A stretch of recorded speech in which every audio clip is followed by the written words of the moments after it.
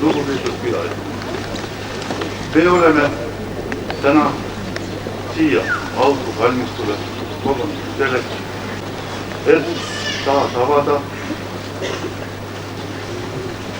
esimesele maailmasõjale ja vabadusse sõjas langenud kangelastele taas avada see mälestusmärk, mis on püstitatud siia aastat tagasi. See sammas on püstitatud siia rahva annetustega. Tänutäheks nendele, kes langesid meie vabaduse eest ja mille tulemusena oli meie rahval võimalus kahe suure sõja vahel 20 aastat ka ise täielikult oma elu korraldada ja oma riiki valida. Täna aga taas avame me mälestustamba, meenutame tänutundes langenuid neid 104 noort Audru piirkonna inimest, kes langesid meie 10 aastat, kui puri käsi tema pealmise osa lammutas. 40 aastat seisid ta, kuni möödunud aastal jällegi rahva algatusel tuldi kokku, moodustati komitee, kes hakkas tegelema ausamba taastamisega. Ja täna me võime siis öelda, et oleme nii kaugel, et võime selle ausamba avada ja täna just 2. juuli oli ka selle ausamba avamise päev 50 aastat tagasi.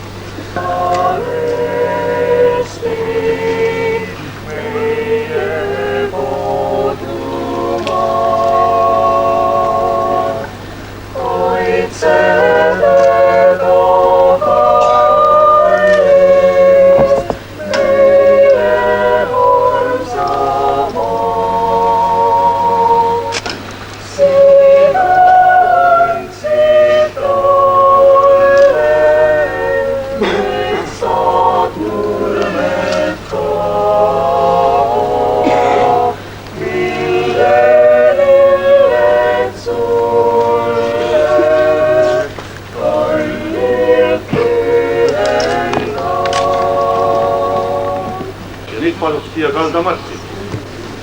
See peaks käima 2 mehega. Ja nimelt kaldamarss on esimese ausamba valaja, aluse valaja.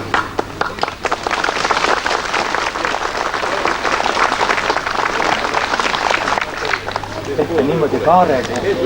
Kas sealt pool on nöör ka? Teisel pool on nöör. Nöörid on teisel pool. Kristjan näitab. Edu, nöör on teisel pool. Nöör on teisel pool.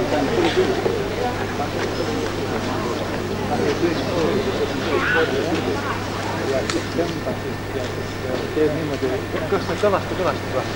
Ja siis tõmbad niimoodi kaarega, teeb liiguta niimoodi. Nii, tee lahti. Noh, jah.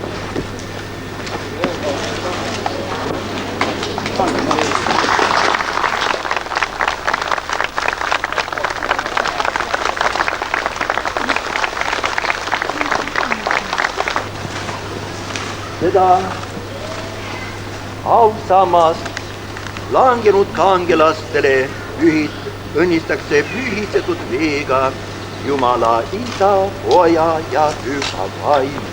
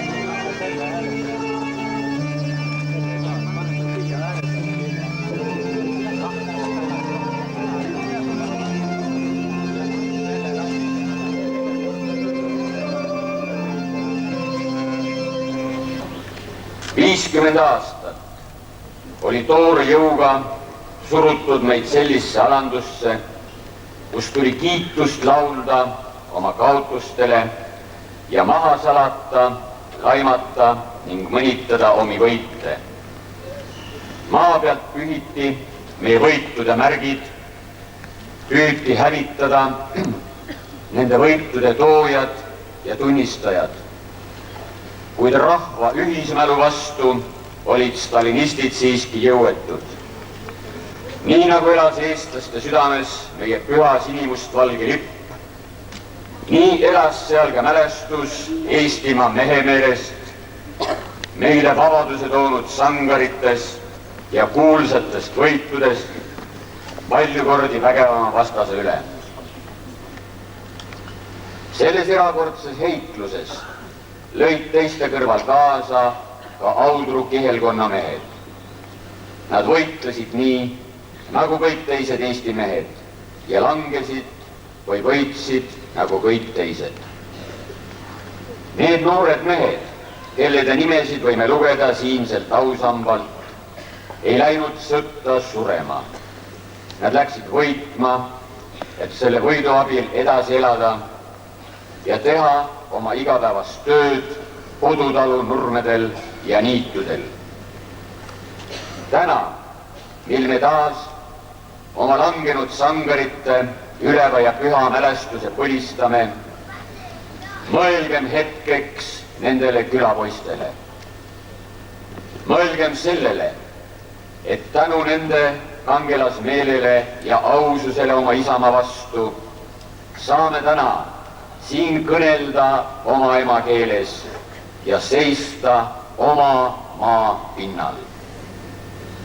Eesti mehed ja Eesti naised, noor eestlaste põlvkond, teie määrata on Eestimaa ja Eesti rahva saatus. Me ei tea, millega lõpeb maailma viimase koloniaalriigi Vene impeeriumi praegune siseheitlus.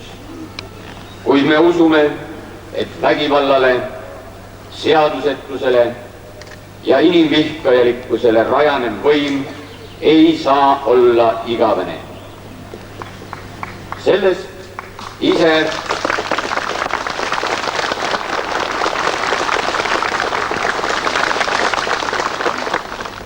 möödunud sinimustvalgel suvel me saime iseendiks. Kinnitasime avameelselt, et eestlane olla on uhke ja hääl.